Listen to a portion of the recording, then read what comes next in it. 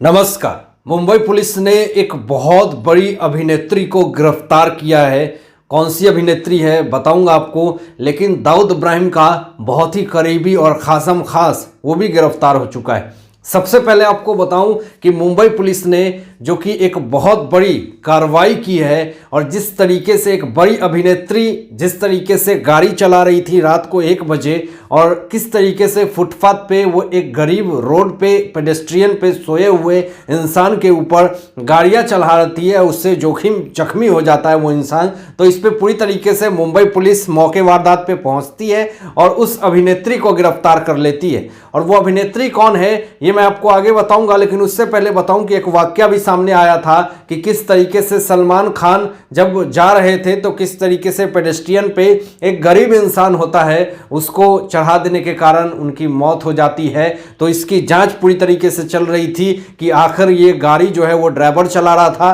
कि सलमान खान चला रही थी। ये केस अभी भी कोर्ट में है, लेकिन उसी तरह का वाकया कुछ निकल करके सामने आया है। एक बहुत बड़ी अभिनेत्री काव्या थापर जो कि साउथ की बहुत बड़ी अभिनेत्री हैं, बॉलीवुड की बहुत छोटे छोटे बड़े बड़े एडवर्टाइजमेंट भी इन्होंने कर रखे हैं और महाराष्ट्र में इनका जन्म होता है। और जिस तरीके से ये रात को 1 बजे जुहू से निकलती हैं और पी के निकलती हैं, टल्ली होकर के निकलती हैं और कहीं ना कहीं ये जिस रफ अंदाज में गाड़ी चला रही होती हैं तो पेडेस्ट्रियन पे गरीब जो बेसहारा इंसान सोया हुआ होता है उसको जख्मी कर देती हैं और पूरी तरीके से ये नशे में धुत होती हैं। जब मौके वारदात पे मुंबई पुलिस वहां पे पहुंचती है तो यहां अब काव्या थापर जो है उनके साथ गाली गलौज करने लगती हैं, मारपीट करने लगती हैं, धक्का मुक्की करने लगती हैं। तो इस तरह का जो वारदात हुआ, इस तरह का व्यवहार हुआ, वो साफ तौर पे दिखता है कि क्या काव्या थापर जो है वो काफी ज्यादा इरिटेटिंग है, काफी ज्यादा गुस्सैल हैं। ये तो साफ तौर पे उनकी अंदाज और उनके जो तरीके थे इससे तो पता चलता है। लेकिन मौके वारदात पे जिस तरीके से मुंबई पुलिस वहां पे पहुंचती है और तुरंत काव्या थापर को गिरफ्तार करके अरेस्ट कर लेती है, पूरी तरीके से इंट्रोगेशन हो रहा है, पूछताछ हो रही है और पूछताछ में बहुत सारे खुलासे भी हो रहे हैं। लेकिन काव्या थापर जिस तरीके से अभी जेल में बंद हैं और इनको न्यायिक हिरासत में भेज दिया गया है, ये अभी की सबसे बड़ी और ब्रेकिंग न्यूज मैं आपको बता रहा हूं। दूसरी जो सबसे बड़ी और ब्रेकिंग खबर है कि Dawood Ibrahim most wanted D company जिस तरीके से भारत देश में ना रह करके भी पूरी तरीके से भारत में आतंक फैलाए हुए है, तो पिछले कुछ दिनों से ईडी पूरी तरीके से एक्टिव दिख रही है और उस पर से एनआईए भी पूरी तरीके से एक्टिव दिख रही है। अभी दाऊद इब्राहिम का एक बहुत ही खासम खास करीबी गिरफ्तार हो चुका है। अब ये कौन गिरफ्तार हुआ है और कहा जा रहा है कि गिरफ्तारी होने के बाद बहुत सारे ऐसे खुलासे होंगे, बहुत सारे ऐसे भेद निकल करके सामने आएंगे जिसमें कि डी बेनकाब हो जाएगा, उसका पूरा केस पर्दाफाश हो जाएगा और उसके गुर्गे कहां कहां किस बिल में घुसे हुए हैं वो सारे गुर्गे बाहर निकलेंगे। लेकिन आपको बताऊं कि ये कौन है जो डी कंपनी का मास्टरमाइंड है। आपको बताऊं कि 1993 बम ब्लास्ट का मास्टरमाइंड दाऊद इब्राहिम का भाई इकबाल कासकर, वो ईडी को कस्टडी मिल गई है। सबसे बड़ी और ब्रेकिंग न्यूज मैं आपको बता रहा हूं कि ईडी को कस्टडी मिल चुकी है इकबाल कासकर की और इसको अभी गिरफ्तार भी कर लिया गया है। ये दाऊद इब्राहिम का भाई है। अब इससे इंट्रोगेशन चल रही है, पूछताछ चल रही है और पूछताछ में बहुत ही बड़े बड़े खुलासे हो रहे हैं। अब ऐसा लगता है कि ईडी को जिस तरीके से कस्टडी मिली है इकबाल कासकर की, तो बहुत सारे ऐसे नेक्सस हैं, बहुत सारे ऐसे narco terror underworld Dawood Ibrahim के जो गुर्गे फंसे हुए हैं, जो यहां पे जिस तरीके से उनके काम करने का तौर तरीका पहले की अपेक्षा बदल चुका है, वो पूरी तरीके से अब सोशल मीडिया का सहारा ले रहे हैं। तो ऐसी स्थिति में ईडी की पूछताछ में इकबाल कासकर बहुत सारे ऐसे राज उगलेगा जिसमें कि पूरा डी कंपनी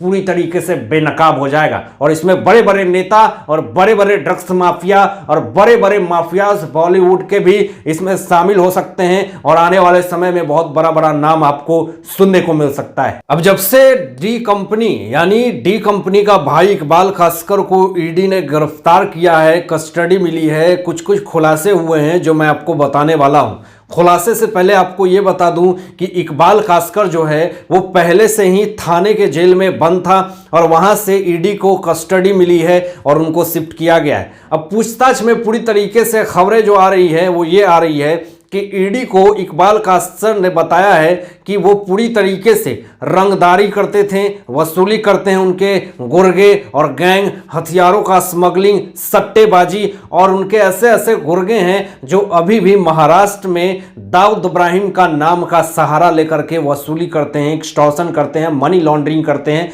तो इस तरह की चीजें इकबाल कास्कर पूरी तरीके से अपने आप उगल रहा है, वो सारी चीजें, सारी सच्चाई, जो बातें थी। जेल से जब ईडी को कस्टडी लेनी थी तो जे हॉस्पिटल में मेडिकल करवाया गया इकबाल कास्कर का कि आखिर ये कोरोना तो नहीं है, और जिस तरीके से इनका पूरी तरीके से टेस्ट करवाने के बाद ईडी अपने कस्टडी में लेती है। अब जिस तरीके से राज जो है वो इकबाल कास्कर उगल रहा है, तो दाऊद इब्राहिम की वहां पे नींद और चैन जो है वो दोनों करार सब खत्म हो चुकी है, क्योंकि उसके गुर्गे अब पकड़ा रहे हैं, उसके भाई इकबाल कास्कर अरेस्ट हो चुके हैं, और भी ना जाने कितने सारे ऐसे बड़े बड़े नाम हैं, ऐसे ऐसे बड़े बड़े गुर्गे हैं जो कि पुलिस की हिरासत में हैं और आने वाले हैं। तो ऐसी स्थिति में भारत देश में और महाराष्ट्र में जिस तरीके से ड्रग्स का नेक्सस फैला हुआ है, और भी ना जाने कितने सारे ऐसे child trafficking, money laundering case, narco terror, हथियारों की स्मगलिंग, इस तरह की चीजें जो बाहर देश से बैठ करके जो दाऊद इब्राहिम फैला रहा है, उस पर तो ईडी पूरी तरीके से शिकंजा कस चुकी है। लेकिन सबसे पहले जो शुरुआत हुई थी वो हुई थी एनआईए की, और एनआईए ने जैसे ही एफआईआर किया डी कंपनी के ऊपर तो ईडी एक्टिव हो जाती है, और एक्टिव होने के बाद 10 जगहों पे, 10 ठिकानों पे छापेमारी चलती है ईडी की, और जिसमें हसीना पारकर जो कि दाऊद इब्राहिम की बहन है, जो कि अभी इस दुनिया में नहीं है, लेकिन उनके यहां भी छापा मारता है, और 10 जगहों पे जो कि डी कंपनी के दाऊद इब्राहिम के ये सारे लोग खासम खास हैं, और जैसे जैसे छापामारी होती है बहुत सारे ऐसे भेद निकल करके सामने आते हैं, जिसमें कि फिर से एक बार डी कंपनी, दाऊद इब्राहिम बेनकाब होता हुआ दिख रहा है। अब जिस तरीके से ईडी एक्टिव दिख रही है, पूरा सेंट्रल गवर्नमेंट एक्टिव दिख रहा है, अब ऐसा लग रहा है कि जो आरोप जो दाऊद इब्राहिम के ऊपर लगा हुआ है कि वो आतंक फैला रहा हमारे देश में, तो ऐसा लगता है कि अब बचना मुश्किल है डी कंपनी का, दाऊद इब्राहिम गैंग का। तो ऐसी स्थिति में अब दाऊद इब्राहिम क्या करेंगे